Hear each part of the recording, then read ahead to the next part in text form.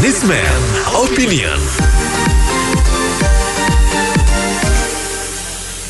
Mitra bisnis beredar draft peraturan presiden yang menganggarkan anggaran untuk pembelian senjata pertahanan Indonesia sekitar 125 miliar dolar Amerika atau 1.760 triliun rupiah untuk tahun 2020 sampai 2044. Sebagai perbandingan, di dalam RAPBN 2022, pemerintah menganggarkan pendapatan negara sepanjang tahun 2022 sebesar 1.895 triliun. Sebelumnya, Menteri Pertahanan Prabowo Subianto memang mengatakan alat pertahanan dan keamanan kita memang sudah perlu perawatan dan modernisasi. Apa komentar Anda mengenai anggaran pembelian senjata sebesar 1.760 triliun ini? Silakan kami tunggu di 6339160, 6339160. Saya kira isu ini mesti kita cerna dulu ya. 152 miliar US dollar itu tenggang waktu berapa panjang? Kalau nggak salah dengar tadi 2020 sampai 40 ya. 44 malah. Ya kalau dibagi per tahun kan nggak signifikan juga ya. Biasanya internasional diukur dengan sekian persen dari GDP atau APBN gitu ya. Nah, yang paling besar saya kira angkanya ya, angka nominalnya itu ya Amerika, kedua ya China, dan kita saya kira persennya masih minim lah. Kalau jujur ngomong, alutsista kita kan sangat ketinggalan ya. Kadang-kadang sama Singapura aja kita minder kok gitu. Jadi ya pengadaan ini pasti ada manfaatnya. Yang penting kita kontrol dari asas manfaatnya, jangan sampai ditilet gitu loh. Sebenarnya nggak masalah, jadi terlalu heboh aja. Ini menurut saya kita ini sekarang jangan mikirin senjata dulu lah, mikir makan aja dulu. Soalnya ini rakyat lagi pada kelaparan juga, susah saya kerja mikirin senjata juga lah. Gampang masalah itu nanti belakangan, ekonomi makan sandang pangan sudah selesai baru mikirin senjata. Ngapain kan kita juga nggak perang-perang juga dari dulu. Menurut saya Bapak Menhan gagal fokus. Karena ancaman bagi NKRI itu bukannya perang dengan negara lain. Ancaman yang ada di Indonesia ini adalah atas kebodohan. Kalau masyarakatnya bodoh, maka masyarakat jadi miskin. Kalau masyarakat miskin, akan timbul banyak masalah di suatu negara. Jadi uang yang berlimpah itu sebaiknya dipakai untuk meningkatkan kualitas pendidikan dan juga untuk pembangunan. Alat begitu mahal, mendingan kasih modal untuk beli mesin, membangun industri. Demikian masukan saya. Saya sih cuma mau kasih pendapat sedikit ya. Dulu tahun 1945 tuh Hitler tuh hebat di Jerman. Wah, bikin Jerman jadi maju. Begitu pula Uni Soviet juga pernah jaya. Bahkan senjatanya tuh kalau pada zaman itu Amerika juga kalah putus jaya. Tapi mereka akhirnya hancur dan kalah oleh USA. Bukan karena masalah senjata, karena lemah ya, kaca lemah, ideologinya bisa dikalahkan oleh ideologi kapitalis. Sebenarnya pertahanan itu bukan hanya masalah bukan hanya masalah senjata menurut saya, terutama ekonomi. Kalau di Indonesia itu apalagi apa-apa masih import, makanan import, obat import. Itu dari dua sisi itu aja gampang dikalahkannya. Mata uang juga tahun 97 saya pengalamin tuh banyak kayak abah saya meninggal karena dolar dari 2.500 jadi 17.000. Obat-obatan pada waktu itu mahal, sedangkan mereka butuh banyak obat penyakit jantung segala macam. Indonesia nggak ngapa-ngapain, import semuanya. Jadi menurut saya sih daripada buat pertahanan uang segitu banyak, sayang ya, digunakan untuk supaya ekonomi Indonesia tuh bisa maju. Apalagi lagi corona ya. Di depan tuh jangan dikit-dikit obat import, yang kayak gitu-gitu yang mesti diatasin dah supaya Indonesia bisa maju. Kalau senjata itu, saya rasa nggak usah sampai 25 tahun. Sekarang tiap ada perubahan, sayang kalau untuk uang segitu banyak hanya dipoyak-poyakan untuk itu. Mendingan untuk yang lain yang lebih bagus. Ya, saya pikir tuh pertahanan tuh tidak hanya senjata ya. Pertahanan tuh kita harus meningkatkan kecerdasan juga gitu loh. Dan kita pertahanan tuh tidak hanya senjata. Pertahanan itu harus kita menahan terhadap COVID. Senjata sekarang yang paling bahaya kan COVID. Kita jangan hanya beli senjata. Indonesia bukan negara agresor. Ngapain kita beli senjata? Itu aja. Terima kasih. Anggaran sebesar itu dengan besaran APBN kita nggak sebesar itu, kita mau perang dengan siapa? Satu. Kedua, ya anggaplah kita anggarkan sebesar itu. Ancaman terbesar kita kan Tiongkok. Dengan sebesar gitu mau dilawan juga nggak mungkin. Nggak memungkinkan. Mungkin strategi terbagus ya bekerja samalah dengan Amerika Serikat, meskipun dalam posisi tetap non-blok ya. Kita satu contoh, kita mungkin kurus, tidak kuat, tapi kalau kita punya teman orang kuat kan musuh juga pikir-pikir 10 kali, strategis lah. Lagi pula kan zaman sekarang siapa mau itu, mungkin yang diperkuat di pulau di Natuna itu lebih dana difokuskan ke sana, dimajukan di daerahnya sih sana. Mungkin Cina mau masuk juga nggak segampang gitu karena sanksi internasional juga besar. Tapi dengan apalagi dengarnya dari pinjaman itu nanti kolaps negara, dijajah secara ekonomi lebih parah daripada itu. Kalau angkatan juga saya kira bukan lawannya lah. Terima kasih. Kita nggak lihat dari itu ya, ini reformat berkembangan, bangkrut. Bagus kan buat BLT rakyatnya aja. Sekarang zaman damai, nggak ada perang, senjata. Bagus kan buat BLT. Makasih. Ya, sorry, kalau saya mau komentar gini aja sih. Sebenarnya kita butuh, karena kita negara maritim, untuk menjaga kita punya border, terutama laut, kita butuh kapal perang yang bagus, kita butuh kapal perang yang cepat. Kemudian juga kita butuh pesawat udara juga yang bagus. Kalau untuk army angkatan darat sih mungkin nggak terlalu butuh banget lah, tank segala macam, pindad segala macam, nggak perlu. Tapi kalau kapal perang dan pesawat udara itu butuh. Kemudian kalau dibilang ancaman terbesar China dan sebagainya, Amerika bukan merupakan ancaman, Amerika juga ancaman. Emangnya dia mau melindungi kita tanpa imbal balik? Itu nggak mungkin. Dari zaman Soeharto kita udah tahu bahwa Amerika membantu kita dengan imbal apa? Freeport dikeruk habis-habisan, mineral kita dikeruk habis-habisan. Menurut saya sih sebaiknya itu korupsinya dulu, biasanya diambil-ambilin terus baru belanja. Pertahanan kita memang perlu, tapi pertahanan untuk masyarakat ini kita lebih perlu lagi, terutama untuk kesehatan dan pendidikan. Terima kasih. Kalau menurut saya itu anggaran 1.706 triliun itu terlalu besar. Kalau bisa untuk zaman sekarang saat ini harusnya ikat pinggang negara ini. Terima kasih. Uang segitu besar itu daripada buat senjata, mendingan buat itu tuh bikin tip tunnel di DKI itu. Kita tuh kalau hujan gede dikit aja pada takut kebanjiran. Itu kalau bikin tip tunnel tuh bisa banyak tuh, bisa berapa banyak tuh bikin tip tunnel.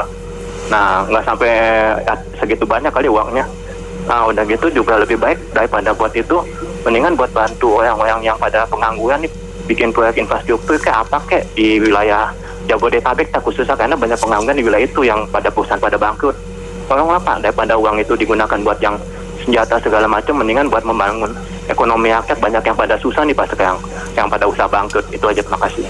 Ya, opsi atau uraian dari Pak Prabowo sebagai Menteri Pertahanan atau Menhan, ya boleh-boleh saja untuk melakukan pengadaan alutsista kendaraan untuk pertahanan negara.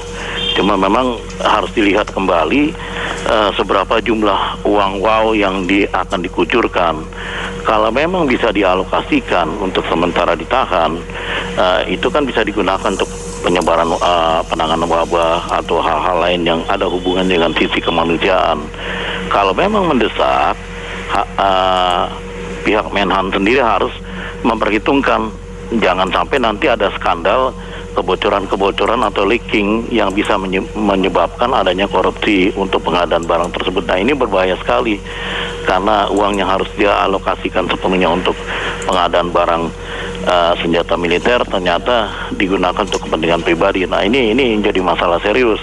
Jadi perlu pemikiran yang mendalam, walaupun sudah debat pendapat dengan anggota komisi DPR dan dari fraksi yang kemarin yang saya perhatikan itu harus menjadi perhatian serius karena ini digunakan untuk sebagaimana mestinya. Saya pikir untuk 24 tahun ke depan, kalau 1.700 triliun dibagi 24, kurang lebih 80 triliun per tahun.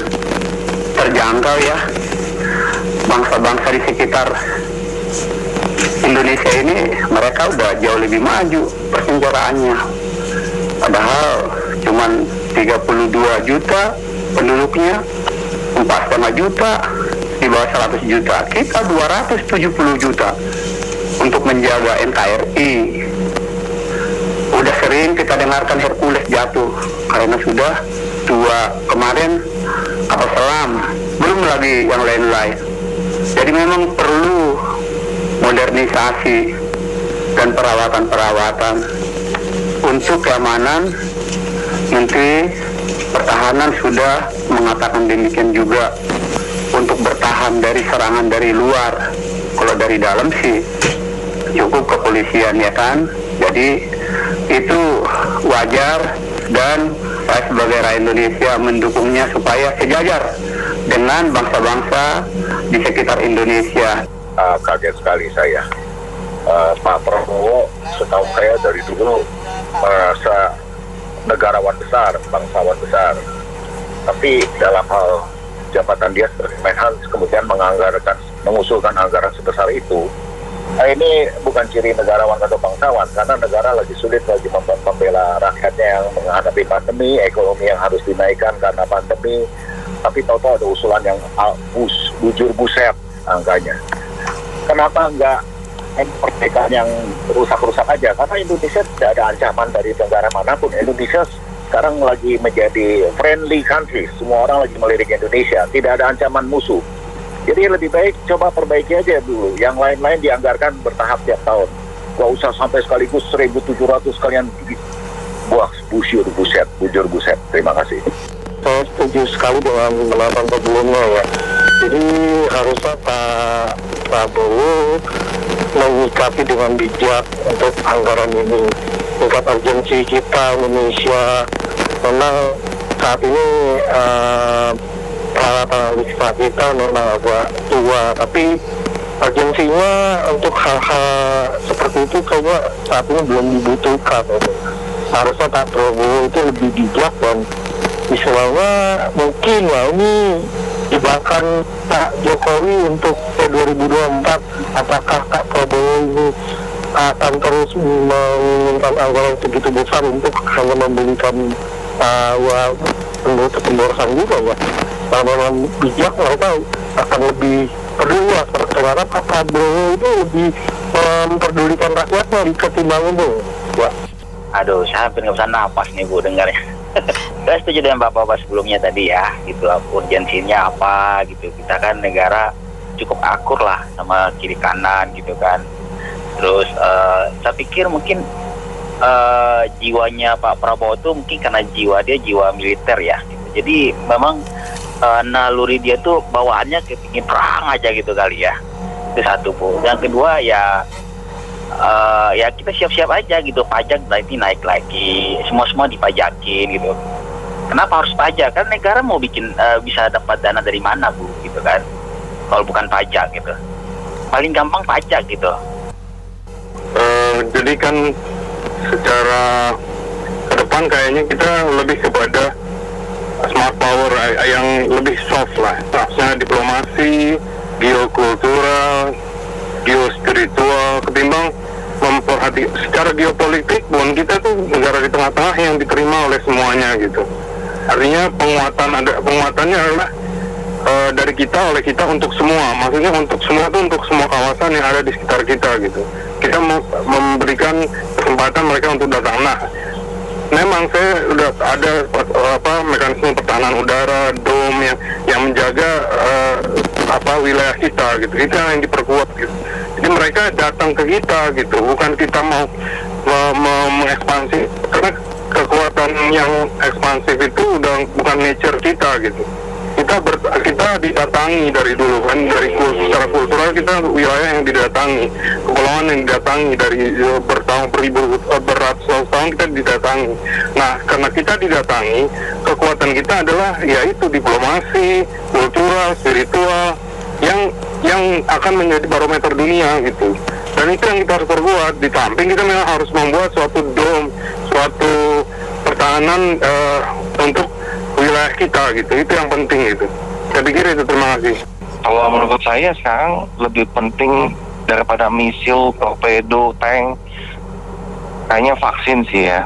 Lebih penting alokasi dananya itu untuk nambah keanggaran kesehatan kita ya. Karena sekarang ini kita perang tuh bukan perang yang secara fisik gitu loh dengan kekuatan senjata, tetapi sekarang ini kita perang yang dengan COVID ini, plus perang ekonomi ya satu lagi. Jangan sampai kita berdarah-darah minus kita anggaran, plus utang nambah banyak. Dan yang paling penting satu lagi yang saya baca, katanya dibentuk satu PT yang isinya itu anggota kader dari Gerindra sebanyak berapa orang, 5 orang atau gimana. Ini kan udah ada indikasi yang tidak baik gitu ya. Makasih. Musuh utama bangsa ini itu bukan di luar negeri, tetapi kebodohan. Karena pendidikan kita kualitasnya jelek, karena masyarakat gizinya kurang bagus, nutrisinya kurang bagus dari sejak kecil. Jadi nggak usah buang-buang uang beli senjata, beri makanan yang cukup buat masyarakat supaya gizinya cukup, proteinnya cukup, otaknya berkembang bagus, bisa pintar. Kalau pintar, hidupnya bisa sejahtera, nggak mudah disusupi oleh radikalisme dan sebagainya. Jadi jangan buang-buang uang untuk kebutuhan militer. Kita tidak dalam ancaman perang. Apalagi dari masa COVID, kita perlu uang untuk penyembuhan. Terima kasih. Bangsa ini sebetulnya bukan masalah pertahanan senjata. Bangsa ini rapuh keyakinan kepada Allah. Kalau mereka taat kepada Allah, sebetulnya nggak ada masalah. Ngapain juga kita beli-beli senjata? Perang sama siapa kita? Perang dengan apa kita? Dengan setan dan hawa nafsu. Terima kasih. Kalau menurut saya untuk anggaran penguatan alutsista sih memang penting, tetapi tidak perlu sebesar 1.800 triliun. Karena kalau kita lihat kebutuhan negara kita 3-5 tahun ke depan, penguatan anggaran di sektor pendidikan dan peningkatan pemberdayaan UMKM itu jauh lebih penting, Mbak.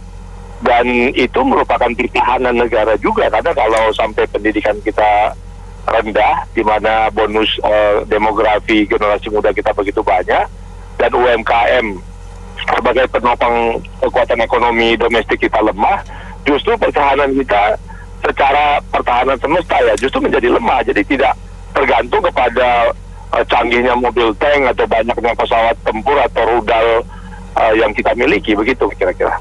Kalau menurut saya ya, wah ini mah keterlaluan ya, arogansi dari ini ya, Departemen Pertahanan gitu ya. 1.700 triliun belum memang bisa menguras ini ya semua keuangan negara gitu. Seingat saya sih kalau cuma dulu yang dicanangkan itu 120 triliun ya. Kalau yang 120 triliun itu saya setuju. Tapi kalau sampai 1.700 itu luar biasa Mbak ini ya. Negara kita masih banyak kekurangan apa-apa ya, rakyatnya miskin. Ya lebih baik lihat yang lain lah gitu ya. Lebih baik anggaran ini disalihkan ke sektor-sektor lain seperti pertanian gitu ya, ketahanan pangan gitu yang masih beras impor, kedelai impor. Terus kedua juga kita dalam posisi yang tidak dalam berperang dengan negara lain gitu ya, yang tidak bermusuhan dengan negara-negara di sekitar kita. Baik, terima kasih mitra bisnis telah bergabung dalam Businessman Opinion. Saya Fahmi Andrian.